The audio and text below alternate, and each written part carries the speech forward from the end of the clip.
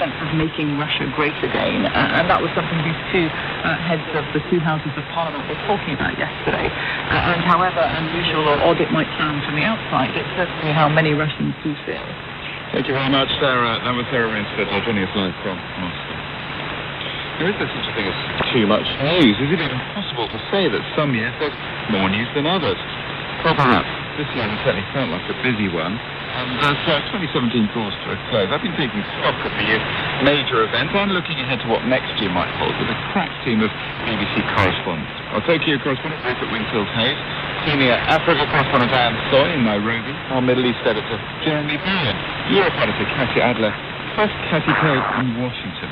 Given the year it's been, starting with President Trump's inauguration in January, isn't she exhausted? Every week it seems that there's a full month's news in a single day. You wake up in the morning and look at our phones and think, oh my goodness, what the president tweeted today, and you feel incredibly lucky to be at the kind of front row watching this extraordinary, unprecedented presidency, and then you also realize you've run out of ways to say that it's extraordinary, unprecedented. But Mr. Trump is changing the face of America, and he's certainly changing the way that America interacts with the rest of the world, and much of what he's done domestically will be changed. I think the big story about Donald Trump is that he's going to change, probably irrevocably, America's relationship with other countries. America will no longer be, I think, the world's preeminent global leader in the way that it has been since the Second World War. Jeremy, thinking about America's relationship with the rest of the world, and of course in particular the Middle East, what's changed because of the Trump administration? Well, on one level, recently he's chucked a firework into the heart of it by agreeing with Israel's interpretation of essentially who owns Jerusalem. But I think there's a bigger story going on in the background, and that is America is not the factor that it was once in the region. Certainly for many, many years, the Americans essentially were the arbiter of a lot that went on there. But what we're seeing now, we're seeing first of all the Russians with President Putin have had, from his point of view, a very successful intervention in Syria. And one of the reasons, I think, why the Saudis are gearing up to what might become an actual confrontation with Iran is because they don't believe that the Americans are necessarily going to help them out very much anymore. And what about Syria? Where are we now at the end of the year? You can pretty much say now that the regime has won. The attempt to topple Assad has failed. Now, from the Assad family's point of view, they are way more secure. And that also means that if there was going to be any kind of a political process, they are certainly not going to vote for the end of their power and to go quietly. There's no way they're going to do that. Of course, one thing that's been really worrying people, and this is one for you, Rupert, is the tensions on the Korean Peninsula. I just wonder how much louder the drums of war are beating now than at the beginning of the year, when to some extent some of those tests were dismissed as just the usual North Korean saber rattling.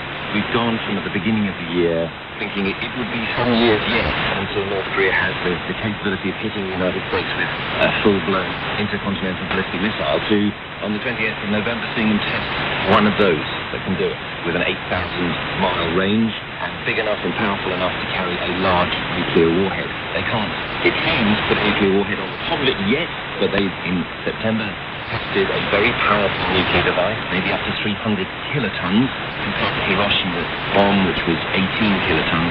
This is all a huge shock to everyone that North Korea has managed to do this. And then, of course, it's come against the background of President Trump's rhetoric and moving aircraft carriers and stealth bombers and fighter aircraft into the Korean Peninsula on a regular basis. It has ramped up the whole feeling of crisis here. Even if everybody is saying, look, no one wants war, we want peace, diplomacy must win out in the end, the sense in this region is that a small mistake on either side could lead to a conflict by accident because the tensions are now so high. Let me come to you, Katia. I just wonder to what extent Europe is looking out, or whether actually this has been a year for Europe, the European Union, looking inwards and trying to sort of put its own house in order. I think it's very mixed. If you look at Angela Merkel, who's now dealing with a domestic political crisis and trying to form a government, she is somebody who always has her eye on the big picture, and whether she's looking at Brexit, Ukraine, North Korea, she is looking at that big picture, and she sees Brexit within that context. She's aware that Vladimir Putin would quite like to see the EU dissolve or at least weaken, and so for her it's very much trying to keep Europe together in the face of all of those global challenges. And she would include China in that from a trade perspective. So she's very much a big picture kind of person. Move on to the United Kingdom, and for the rest of the European Union, they feel that the United Kingdom has been having a very long argument with itself this year. Even though the United Kingdom triggered the formal process to leave the European Union, it then started a massive debate internally about what kind of Brexit do we want, and do we actually want to leave? And that left the rest of the EU quite aghast and saying, please, tell us exactly what you want, and then we can talk the details. But have you seen attitudes amongst the EU officials change over the year from perhaps being sceptical that it might happen to the end of the year, recognising that perhaps train has left the station? I think that EU officials would say they accepted the reality of the situation a lot earlier than many Britons. Straight after the vote was phenomenal sitting in Brussels, because you just felt this shock after the vote here. And they kind of went through a whole rapid pulse of emotions, or not just in Brussels, but in all the main capitals of Europe. They felt betrayed, they felt angry, they were sad, and there was definitely this feeling that maybe they'll change their mind. That remains on the very, very, very, very edges now. As far as the rest of the EU is concerned, they're assuming it is going to happen, unless they're informed otherwise. I think sometimes when you read the British press, there's a feeling that in EU circles there's a conspiracy to turn Brexit around. That is definitely not something that you pick up on. What has changed is how the UK is viewed. Britain was always put up on a pedestal. Our diplomacy was respected, our political system revered, and our press seen as free. We've fallen off that pedestal. Let me bring in Anne. I wanted to talk about the fall of Mugabe, not just as a big story in itself, but also how it might resonate around the rest of the continent. What are your thoughts on that? Nobody saw it coming, not even a day before. There was he had been put under house arrest by the military. And, many Zimbabweans, they were really thrilled that had happened. They're still trying to understand what exactly that means. But then they have a new president in power now, the former vice president, Emerson Mnangagwa, and he has promised to reform the country, to improve the economy, to uphold the international community, to lift sanctions.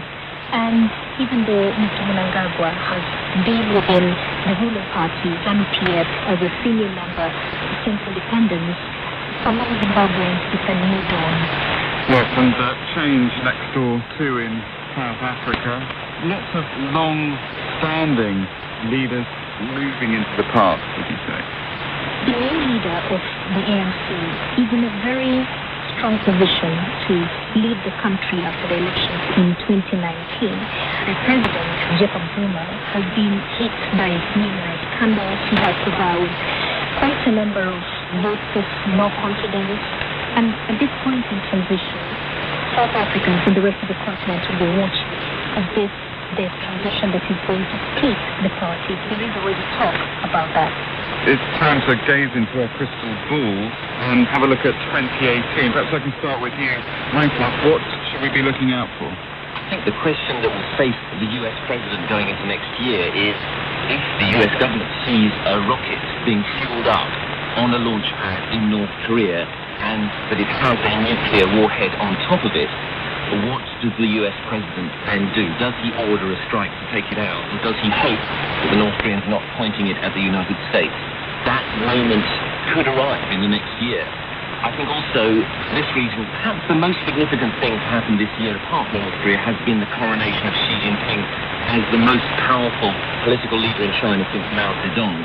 So whether he will start to flex his political muscle, also what China is going to do in the South China Sea. We haven't seen much going on there recently, but China has just commissioned the largest ocean-going dredger in the world, and one has to ask the question, what have they built it for? Katja? Well, more Brexit, of course. There are 10 months left for the EU and the UK to work out the shape of its future relationship. This does not mean a trade deal. I think that's not widely understood yet. So the understanding between the two entities is supposed to be reached by autumn 2018 in order to give enough time for the British Parliament and the European Parliament and the EU member states to vote on it. So that's really not very much time. I'm really interested to see what happens to the populist and anti-establishment sentiment in Europe, because I think it's tempting in 2017 to say they left. However, if you actually look at the results, look at Germany with the AfD, I think that these are forces to be watched who are influencing very much the discourse of mainstream politics. And of course, we've got elections coming up in Italy and in Hungary next year. And it'll be very interesting indeed to see how these sort of things play out. And we obviously talked about post-Mugabe Zimbabwe, whether anything would change. What else? Zimbabwe remains a country to watch. This is a country that